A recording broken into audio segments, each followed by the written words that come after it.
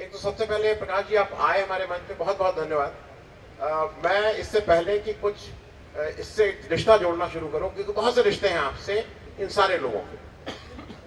Canvas में उन्होंने नाम ले लिया था हिपे फुर्रे से शुरू होके दामुल नृत्यदंड, लेकिन एक चीज मैं जो जहां से शुरुआत कर रहा हूं कि आपने हिपे फुर्रे से शुरू किया था, फिर अपराध, राजनीति, सामाजिक न्याय, इस थोड़ी जो जर्नी इवॉल्व हुई है थोड़ा उस पर बताइए, और फिर मेरे कुछ स्पेसिफिक प्रश्न हैं। क्योंकि आपने हिपे फुर्रे जब मैंने उस समय देखी, उसका एक दूसरा इम्पैक्ट था, मैं यंग था।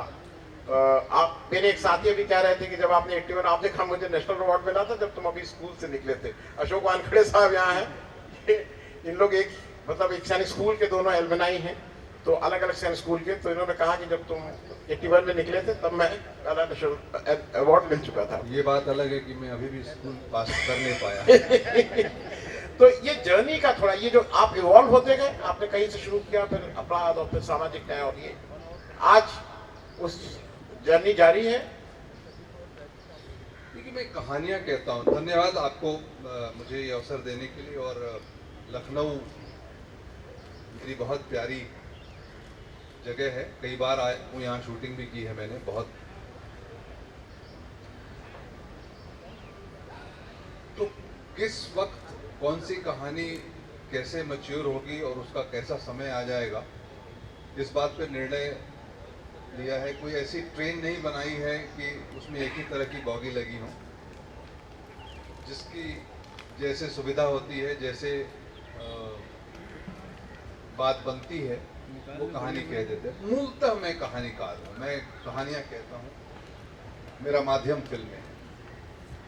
मैं प्रकाश जी एक बात बताऊं, आपकी हिपे फुर्रे जब हम लोगों ने देखी थी, मेरे क्लास के बहुत से मेरे क्लास के स्टूडेंट्स ने, तो उस हिपे फुर्रे की कहानी बहुत से लोगों को लगता था ये तो अपनी कहानी है, क्योंकि उसका जो बेसिकली लव ट्रायंगल था, एक यंग स्टूडेंट है, उसको अपनी मैडम के उससे आसक्ति, या अंग्रेजी में ज्यादा आसान शब्द होता है क्रश है। तो यहाँ मेरे कुछ बैठे हैं, अगर याद हो मैडम पुरी, तो ये 8 से 9, 10वें में पढ़ने वाले लड़के, एक मैडम जब पास होती थी तो क्लास रुक जाता था। तो आपने उस तरह की बात उस समय की थी और बहुत से लोग आइडेंटिफाई हुए थे।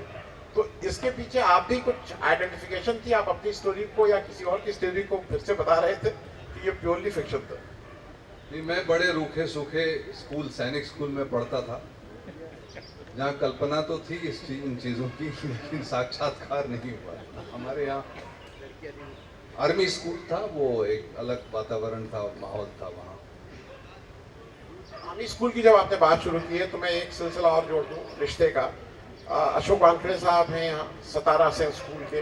अशोक वानखेड़े साहब की वो साइज देख के आपको लगता नहीं होगा कि वो सैनिक स्कूल के हैं। दूसरी तरफ इनकी फिटनेस देख के लगता है कि सैनिक स्कूल में अभी भी प्रिंसिपल बनने लायक है। आप तिलाया झारखंड के हैं, 63 में जो स्टैब्लिश हुआ था। एक रिश्ता और बता दूं, मेरा जो बड़ा भाई था वो पहला सैनिक स्कूल, यूपी सैनिक स्कूल उत्तर प्रदेश का, जस्ट नंबर 6, यहाँ उस सैनिक स्कूल के के सिंह भी पीछे कहीं बैठे हुए हैं, उनके जूनियर थे। फौज में क्यों नहीं गए? वो एक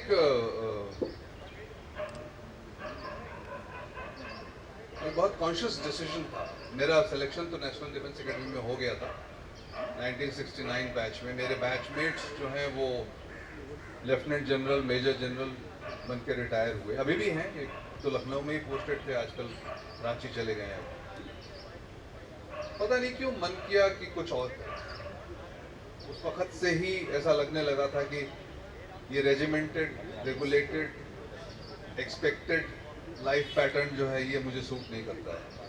तो मुझे कुछ नहीं, वो मैं ये प्रकाश जी समझ सकता हूँ कि जो कलाकार आदमी होते हैं उसकी एक बेचैनी इनहेरेंट, उसके अंदर एक बेचैनी रहती है, कुछ और इवॉल्व नहीं। उस वक्त तो मुझे ये पता भी नहीं था कि मैं कलाकार हूँ कि क्या हूँ या क्या करना चाहता हूँ। मुझे दरअसल कुछ अंदाज नहीं था, लेकिन कुछ अलग करना है। कुछ ऐसा नहीं कि एक घिसे पिटे पैटर्न पे।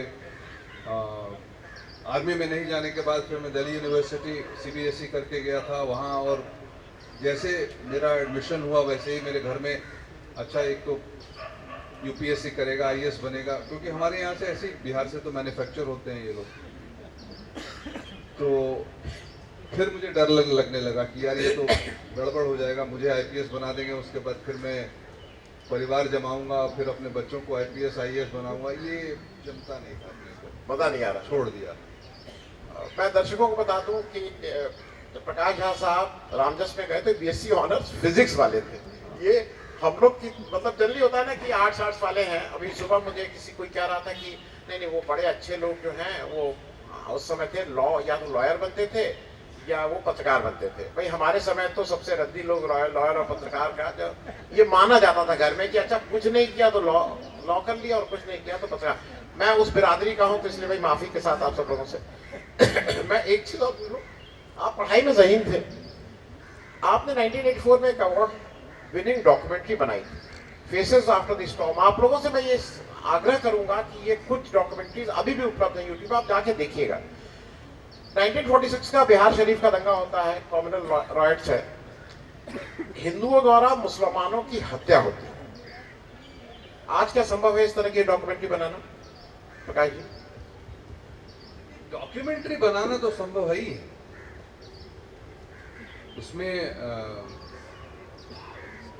उसमें कोई मुश्किल नहीं। मुश्किल होती है बनाने के बाद दिखाने में।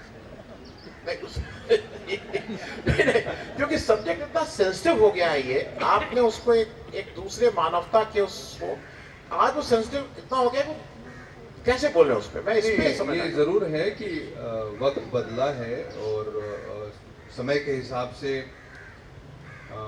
जो समीकरण है वो बदले हैं, सोच बदली है और कई तरह के नारों के साथ हम लोग आजकल जी रहे हैं। वो बातें हैं, वो भी एक सच है। उस वक्त का सच वो था, आज का सच वो है। और इसके लिए आज दिन भर हम बात सुनते रहे और बड़ी अच्छी सबने बात की और सबके मूल मुद्दे में ऐसा लगा कि सब न्याय की बात कर रहे हैं। चाहे वो इकोनॉमी की बात हो रही हो, चाहे वो सोशल मीडिया की बात कर रहे हो, सामाजिक न्याय की बात कर रहे हैं कि न्याय एक आम आदमी को कैसे मिले। अब तब की बात अब है, आज मैं एक नई फिल्म बनाने जा रहा हूं, उसमें मुझे लगता है कि आम आदमी जो है आज जो जिसके न्याय की बात और जिसके गरीबी की बात और जिसकी बेचारगी की बात हम कर रहे हैं, वो खुद ही बहुत बड़ा भ्रष्ट समाज बन गया है। कि आज ये सिर्फ पॉलिटिशियन करप्ट नहीं है, पुलिस या सिस्टम या जुडिशरी या मीडिया करप्ट नहीं है। एक आम आदमी कितना करप्ट हो गया आप जानते हैं? कि 10,000 रुपये पर वोट खरीदा जाता है, बट वो 10,000 रुपये पर वोट बेचता कौन है वो तो सोचो। तेलंगाना में एक पूरा का पूरा गांव बूथ पर आकर के बैठ जाता है और कहता है हम वोट तो गिराने नहीं देंगे क्योंकि बात हुआ था कि 10,000 रुपये पहुंच जाएगा घर पे, पहुंचा नहीं।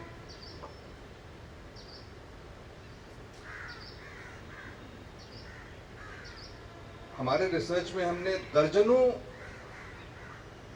सरकार की स्कीम्स पढ़ी, देखी, समझी, जानी। क्या आपको लगता है कि आम आदमी रियली इंटरेस्टेड है उस विकास में कि उसकी सड़क बन जाए, उसके स्कूल चले, उसका हेल्थ केयर चले, उसका व्यवस्था बनी रहे?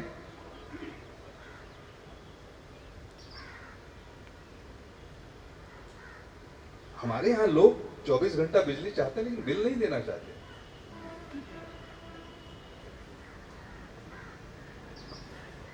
खाते में पैसा आना चाहिए, गारंटियां चाहिए, तो नेता फायदा उठाता है। केजरीवाल ने शुरू किया,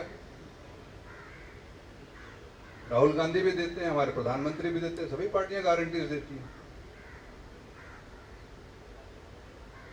तो जब घूस लेकर के हम अपनी डेमोक्रेसी, लोकतंत्र बेच रहे हैं, तो आप कितनी भी चर्चा कर लें आम आदमी के बारे में, सिस्टम के बारे में, क्या ही कर लेंगे आप?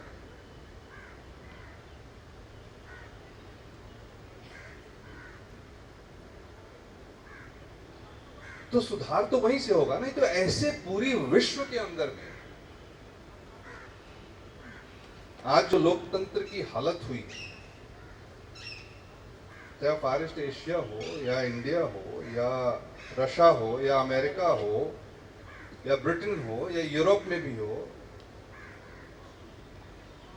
कि एक वक्त हम लोग ग्लोबल वर्ल्ड की चर्चा करते रहे और आज सब ग्लोबल जो है वो एक मेजॉरिटेरियनिज्म सोसाइटी के रूप में सामने आ गया है।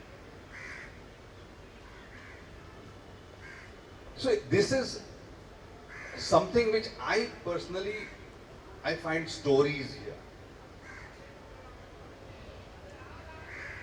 कि बहुत ही माइक्रो लेवल पे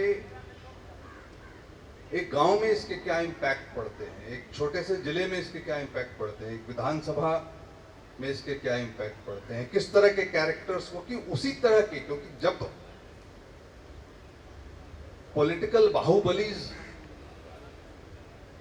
सत्ता चलाने लगे, अभी पूरी तरह से दुनिया बदली नहीं है, अभी हम ओलिगार्क्स के भरोसे चला रहे हैं दुनिया। बात हो रही थी ना इंडस्ट्रीज और जो बेसिकली मार्केट जो है वो ड्राइव कर रहा है, पॉलिटिक्स को भी, समाज को भी, रिलेशनशिप्स को भी, आइडियल को भी। किसको क्या बनना चाहते हैं हमारे बच्चे आज?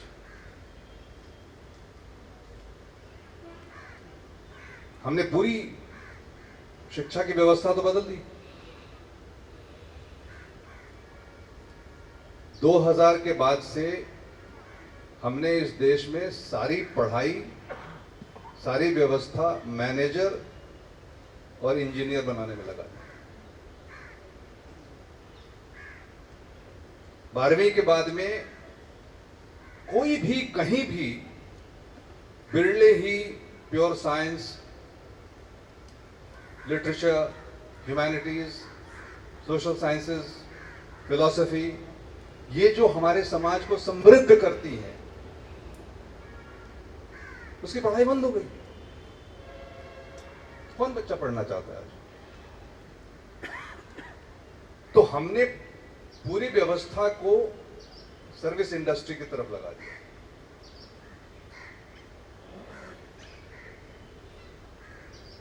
पता ही नहीं है, हम बात करते हैं आज,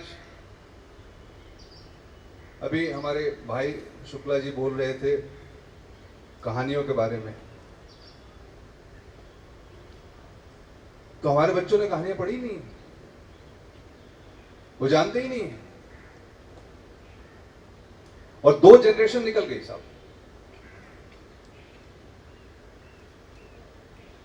तो उस समाज में जहां की ह्यूमैनिटीज की पढ़ाई नहीं हो रही हो, वो अलग होगा समाज, उसके मूल्य अलग होंगे, वो एक सर्विस की तरह देखता है।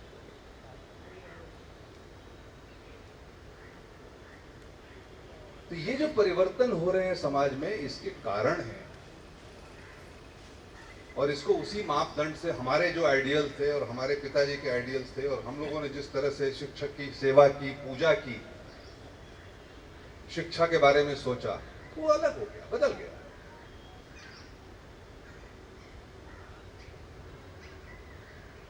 तो आज हम जिस कमजोर, गरीब, पिछड़े और दलित समाज की चर्चा करते हैं और जिसके न्याय की बात करते हैं, मामला वो है नहीं सीधा, बहुत पेचीदा हो चुका है, और उसको सोचना पड़ेगा उस तरह से। अरे मीडिया में इतने सब पैसा तो सब कमाना चाहते हैं, कौन नहीं कमाना चाहता पैसा? कोई बुराई नहीं है। हम कहते नहीं पैसा कमाओ, ईमान रख के कमाओ। ईमान रख के तो पैसा कमाया नहीं जा सकता।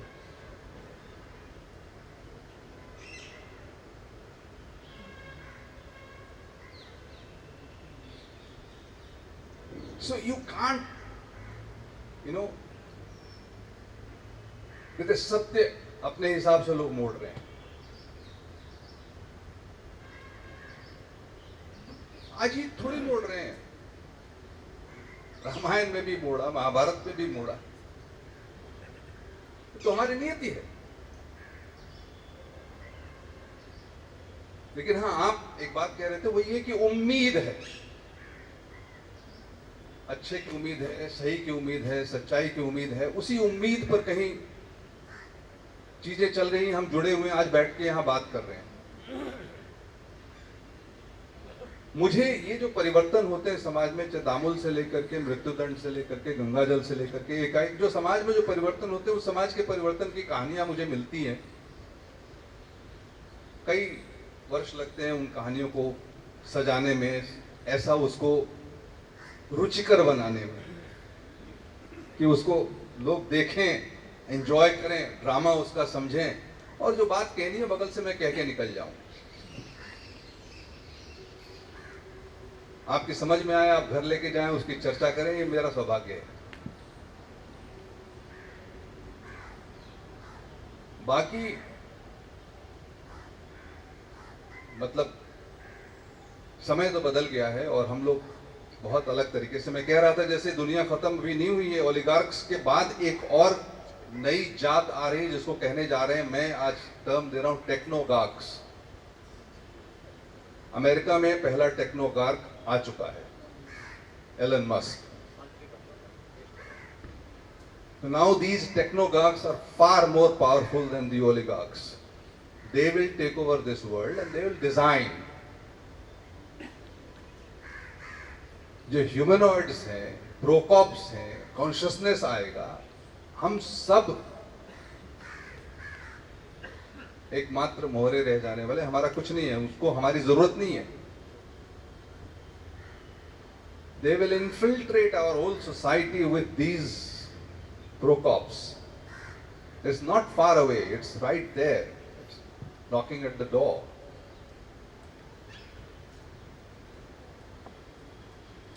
And the entire delivery system, blockchain system, everything is going to be in their control.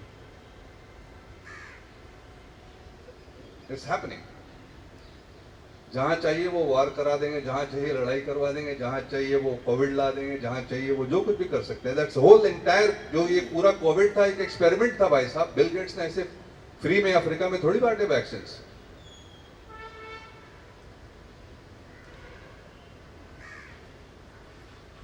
So this is all today's word, and greed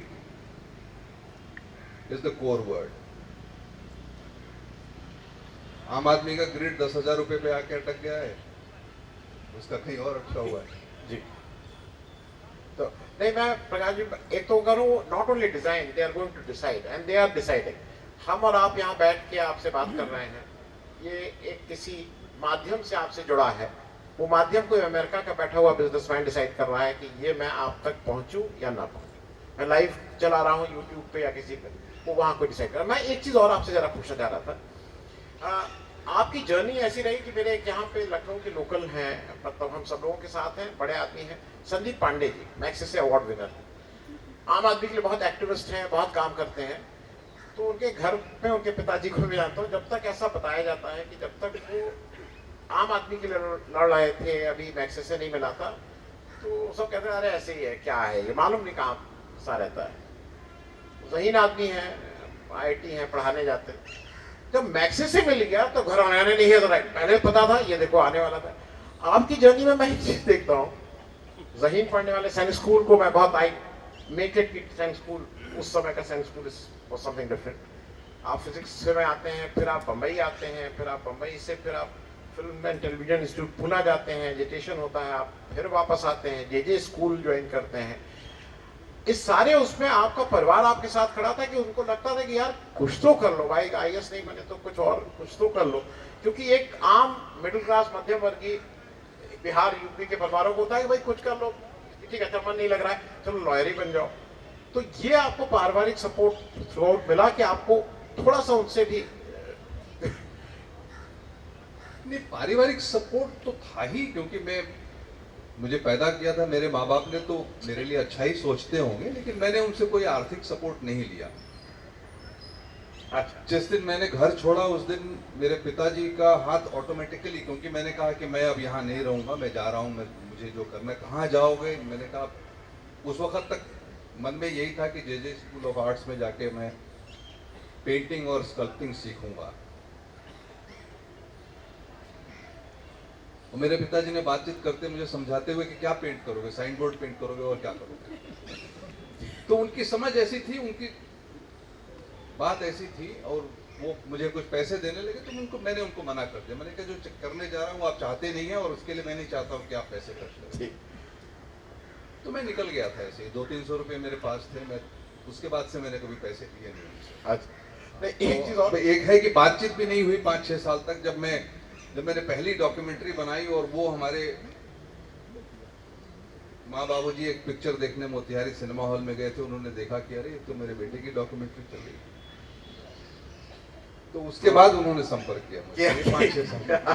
नहीं वही मतलब मैं इसलिए कह रहा हूँ कि तो पता था कि मतलब नहीं, बाकी समाज कहता ना नहीं पता था, मैं तो पहले ही बता दिया था कि वो मैंने देखते ही कहा था कि वो तो बड़ा डायरेक्टर बनेगा। खैर ये जो आपकी पहली डॉक्यूमेंट्री की आप बात कर रहे हैं, अगर मैं गलत नहीं हूँ तो 74 में, नहीं माफ कीजिएगा 84 आपने अंडर द ब्लू 75 अभी इमरजेंसी लगी नहीं थी, आपने उससे पहले अंडर द ब्लू बनाई थी पॉलिटिकल डॉक्यूमेंट्री।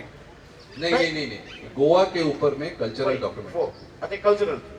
तो मैं इसलिए इस बात को पूछ रहा हूँ कि उस समय से ये जो कल्चरल और पॉलिटिकल कीड़ा आ गया था। नहीं आता। मैं 6-7 वर्षों तक मैं तरह तरह की डॉक्यूमेंट्रीज बनाता रहा, यहाँ यूरोप में, लंदन में, ऐसे ही घूमते घामते लोगों के साथ काम करते करते सीखते।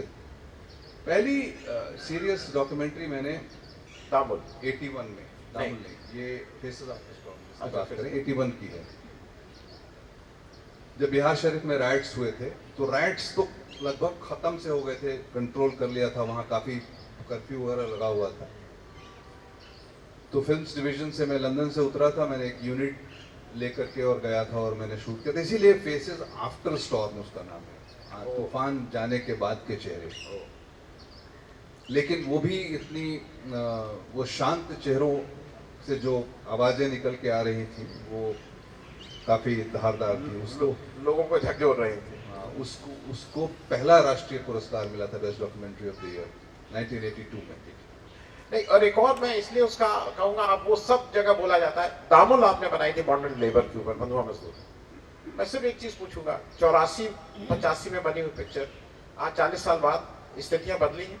बंधुआ मजदूर की तो स्थिति काफी बदल गई है। उसके बाद हमारे समाज में बहुत सारे परिवर्तन आए, मंडलाइजेशन हुआ, जब ओपन मार्केट इकोनॉमी हुई, बहुत सारे परिवर्तन हुए। उसके बाद आरक्षण हुआ, ये इन सब चीज़ों की जैसे जैसे जो बदलाव आए हैं उनको अलग अलग फिल्मों में institutionalization of crime in politics, जो अपहरण है, वो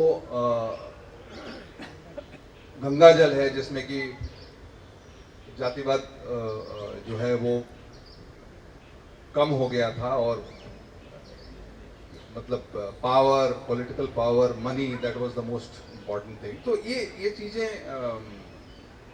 समय समय पर हमारी फिल्मों में रिफ्लेक्ट होती रही। मैं एक और चीज बताऊं, क्योंकि सबको गंगा जल, अपहरण, सत्याग्रह, इसकी चकाचौंध में एक ऐसा टीवी सीरियल बना था जो हम सबके घरों में वो घुसा हुआ था। टीवी सीरियल हम सबने देखा था, और उसका नाम था मुंगेरी लाल के हसीन सपने। मुंगेरी लाल के हसीन सपने, मैं इसलिए आपसे पूछ रहा हूँ, ये हम सबके सपने थे। तो उसको ये आपने जैसे कहा ना कि रघुवीर यादव, आपको लगा था कि ये वो व्यक्ति है, आम आदमी, जो हमें एक तरह से हम आइडेंटिफाई करते थे उससे। अब टीवी सीरियल क्यों नहीं? आपने उस समय जब किया तो अपने समय टीवी सीरियल के अपने डायनेमिक्स हैं, उसकी अपनी बजट है, उसका अपना स्कोप है। वो आप काम कर रहे हैं तो तरह तरह के चीज़ें आपके सामने बनती जाती हैं। और अभी एक वेब सीरीज तो बनाया था जब कोविड हो गया था और फिल्में बनना बंद हो गई, तो आश्रम करके वेब सीरीज बनाया, बहुत पॉपुलर, सभी ने देखा। जी, मैं एक इसलिए कहूंगा दर्शकों से कि मैं जब इस पे रिसर्च थोड़ा कर रहा था तो मुझे लगा कि एक अद्भुत चीज मुझसे छूटी हुई थी, पब्लिकली मैं उसको करता हूँ। इनका एक अद्भुत टीवी सीरियल है 13 पार्ट का, क्लासिकल डांसेस ऑफ इंडिया। और वो मुझे लगता है कि लोगों को मतलब आज भी घर जाइए, गूगल करिए और उसको जरूर देखिए। क्लासिकल डांसेस ऑफ इंडिया पे आप तो वो एक फेस्टिवल ऑफ इंडिया हो रहा था फ्रांस में, तो मुझसे सरकार ने कहा था कि क्लासिकल डांस फॉर्म्स पे एक फिल्म बनाने की। तो 1 घंटे की फिल्म बनी थी परंपरा। और संयोग से ऐसा था कि हमको कुछ डांस के बारे में पता नहीं था, लेकिन सभी गुरु लोग जो हैं, क्योंकि हमारे हर स्टेट में कथकली हो, कुचिपुड़ी हो, मणिपुरी हो, कथक हो, इन सारे डांस फॉर्म्स के बहुत ही जो इनके गुरु हैं और जो इनके स्कूल्स हैं, और तमिलनाडु से लेके, केरल से लेके, उड़ीसा से लेकर के ओडिसी, तो हम लोगों की एक यूनिट जो है हम लेकर के पूरे हिंदुस्तान में घूमे थे, और सबकी जगहों पे जाके सबके घर पे उनका इंटरव्यू करना और उनके डांस परफॉर्मेंसेस वगैरह शूट करना, और वो काफ़ी चर्चित फिल्म हुई, उसको नेशनल अवार्ड भी मिले।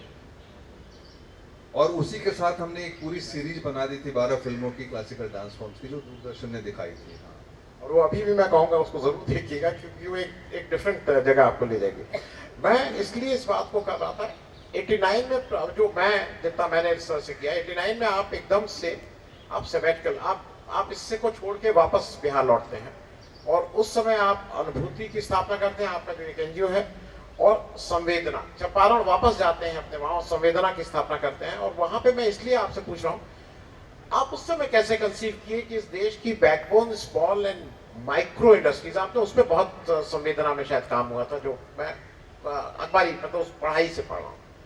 तो आपको उस समय ये दृष्टि थी कि 1990 में बिहार, भारत की मतलब हिंदी पट्टी बिहार या पूरे भारत की जरूरत है स्मॉल एंड माइक्रो इंडस्ट्रीज, इस पे आप एकदम से, आपकी संवेदना ने बहुत काम किया है इस पे। गांव के स्तर पे गांवों को सक्षम बनाने के लिए, क्योंकि गांव से आता हूं, किसान हूं और किसानी की हुई है,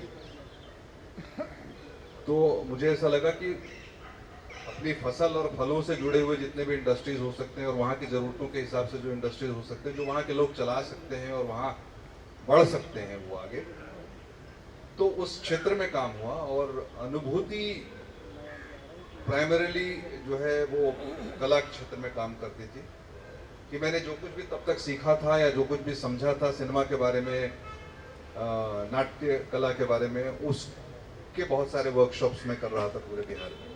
3-4 सालों तक किया, एक अलग से फेज में।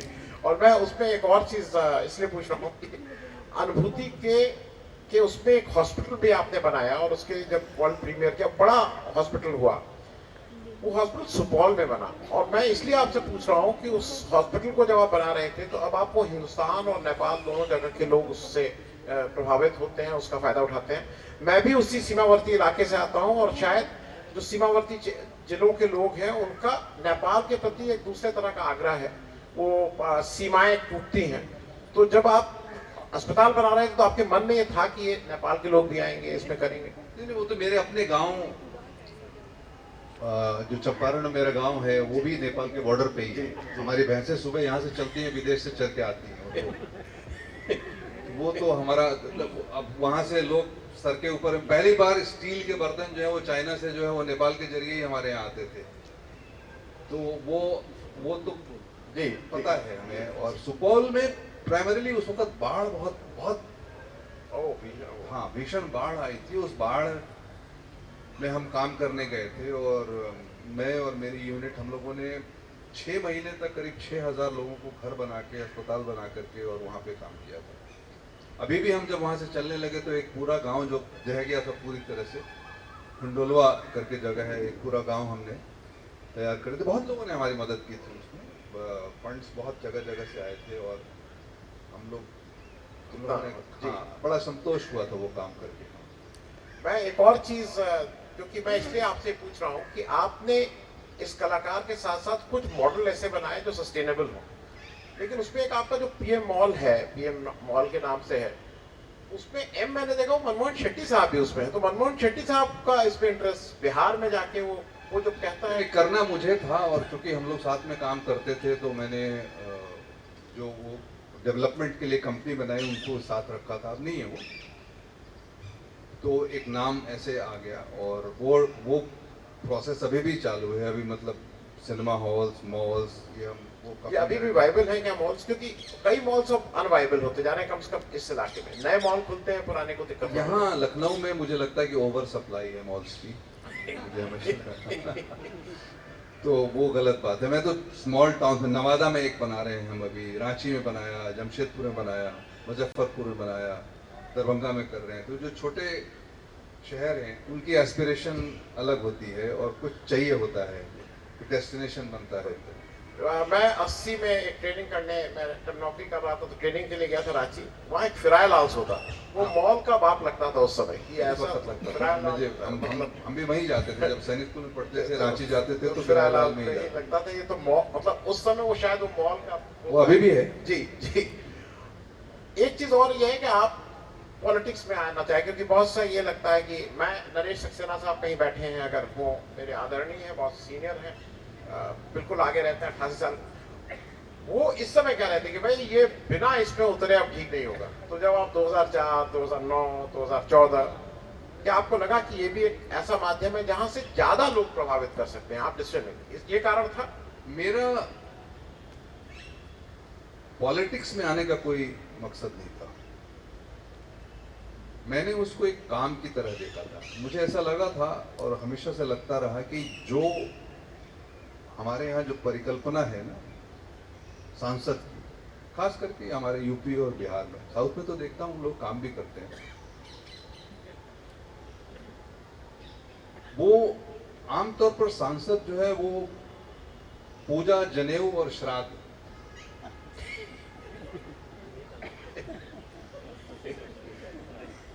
शादियां, ये सोशल फंक्शंस जो हैं उनके इतना तक कर देते हैं वो, और उनके पास जो पैसा आता है उसके पैसे से कुछ यहाँ वहाँ कुछ सड़कें वड़कें बन जाती हैं। वो हमारे चंपारण में भी यही था कि मतलब मैंने देखा कि हमारे सांसद जो थे वो 2 बार से सांसद लगातार हो रहे थे, और अस्पताल की हालत ऐसी, स्कूल की हालत ऐसी, सड़कों की हालत ऐसी, बाजार की हालत ऐसी, और नई कोई चीज तो छोड़िए। और एक पीपुल्स रिप्रेजेंटेटिव जब पार्लियामेंट में बैठता है तो उसको लगभग देश के जितने भी इंस्टीट्यूशंस हैं हर जगह उसकी एक्सेस है, और प्रभावित भी कर सकता और है। थोड़ा सा वो मेहनत करे तो बहुत कुछ सॉलिड कर सकता है अपने कंस्टिट्यूएंसी में। तो मैंने 10 साल जिंदगी के रखे कि 10 साल मैं कोशिश करूंगा अगर पब्लिक लाइफ में आता हूं तो एक एग्जाम्पल सेट करूंगा कि being a peoples representative what you can do.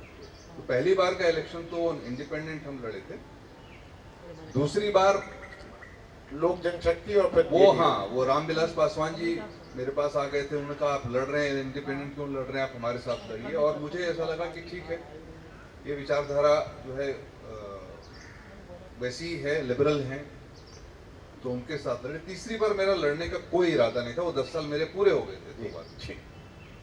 और दूसरी बार में एलजेपी से लड़ने के बावजूद, मतलब हम बहुत छोटे से मार्जिन से आ रहे थे वो।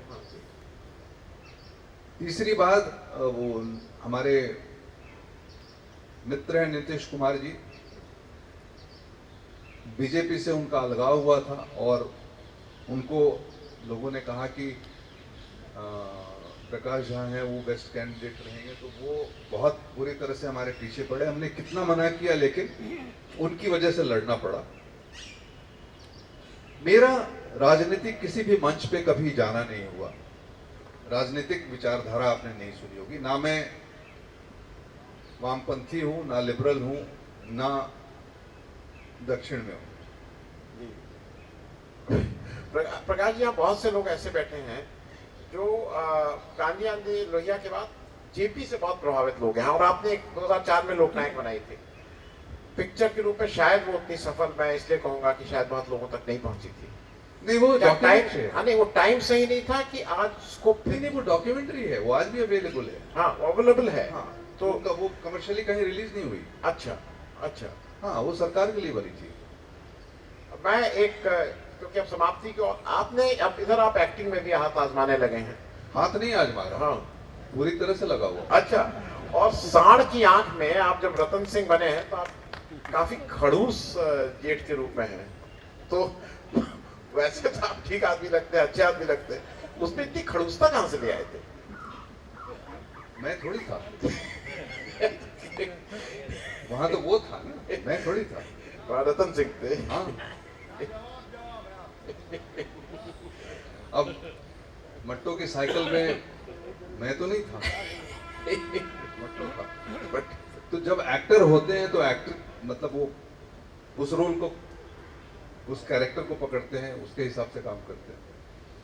मैं एक चीज और मुझे हरदम लगता है कि आप मूलतः हिंदी पट्टी को ये बहुत ध्यान से, क्योंकि महेंद्र लालका जी यहाँ के रहे हैं, उसको इन्होंने गंगा जल में उनको एक्नॉलेज किया, वो है नहीं, अमेरिका गए हुए नहीं, तो मैं उनसे भी कहता कि आते हम लोग यहाँ के एक बहुत आदरणीय सम्मानित आईपीएस अफसर हैं।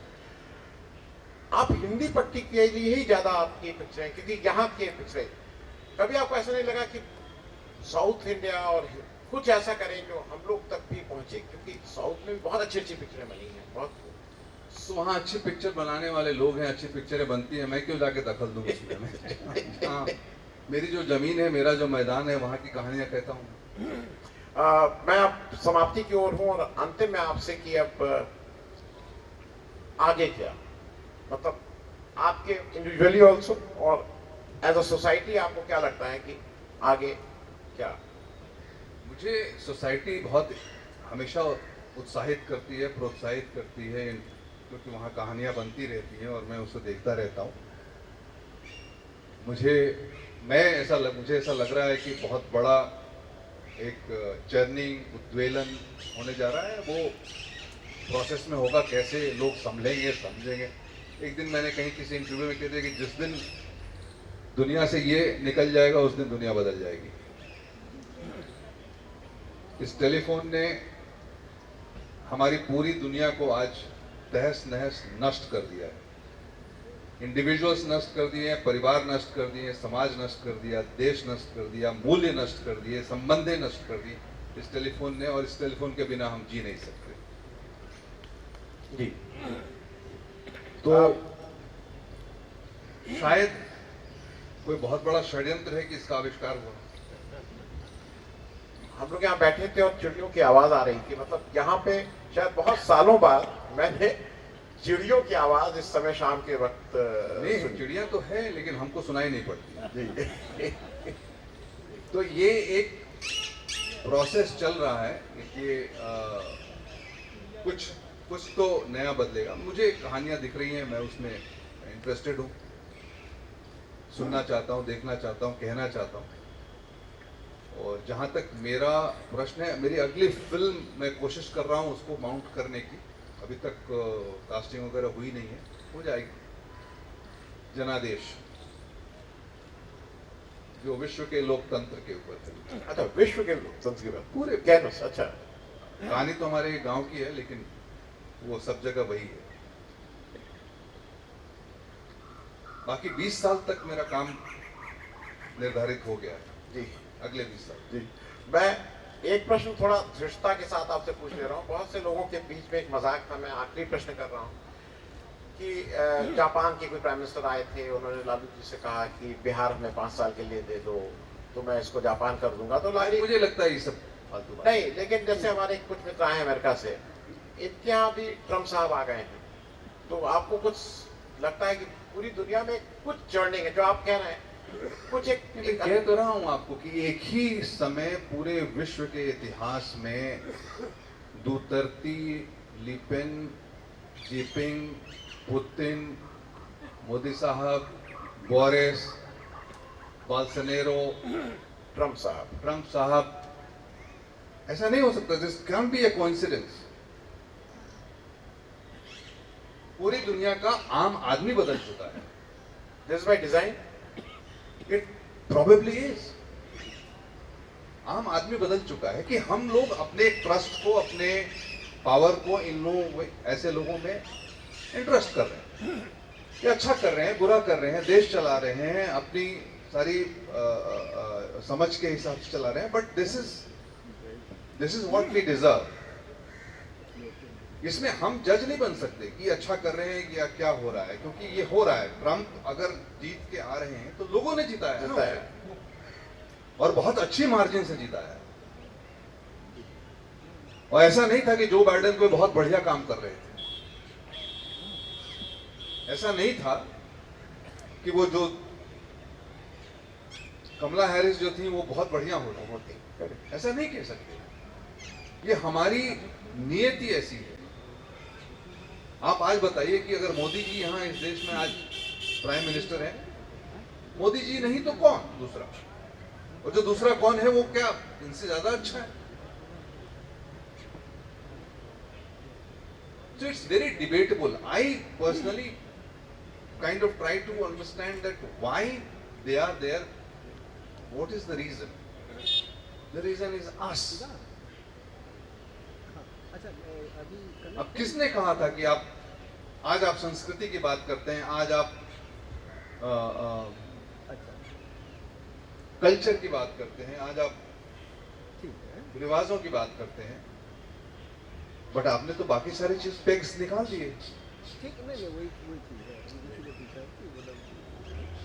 किसको सक्सेसफुल मानते हैं आप?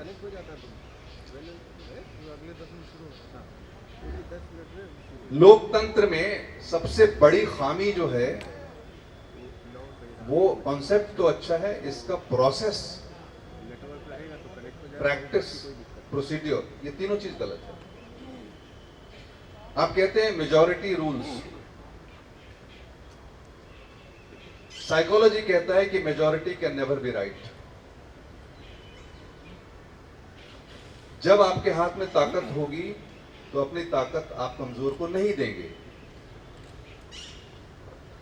एक इंडिविजुअल भी ऐसा करता है, एक समाज भी ऐसा करता है, एक देश भी ऐसा करता है, एक व्यवस्था भी ऐसी करती है। डेमोक्रेसी होती है गरीबों के लिए, पिछड़ों के लिए, दलितों के लिए, कमजोरों के लिए। आपका सिस्टम और प्रैक्टिस जो है वो मजबूत के हाथ में हमेशा पावर देता है, वो और मजबूत होता चला जा रहा है, और जो कमजोर है वो और कमजोर होता चला रहा है। तो इसका मतलब है कि डेमोक्रेसी की प्रैक्टिस और प्रोसीजर गलत है। As simple as that. So it will fail everywhere. It cannot work. Number जुटाना मतलब पावर लेना। नंबर तो कैसे भी जुटाया जाता है। आप देख लीजिए इतिहास में, जब से हम सेकुलर, जितना हम सेकुलर बने हैं उतना ही हम फैनेटिक बने।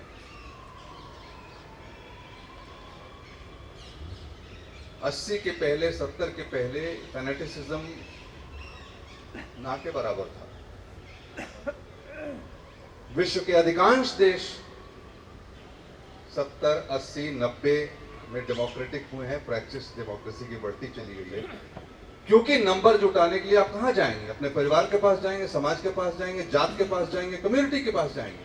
That's the easiest way to get numbers. So the practice of democracy is wrong. Something has to happen. Something must be done to change this practice. The concept is right, but it's not going to work. Correct. और मुझे लगता है कि इस पूरी विमर्श का जो हम लोग 2 दिन से कर रहे हैं, जितना अच्छा समअप आप किए हैं, तो उसको उस स्वाद को मैं बिगाड़ूंगा नहीं, उस जायके को। मैं इसको यहीं समाप्त कर रहा हूँ।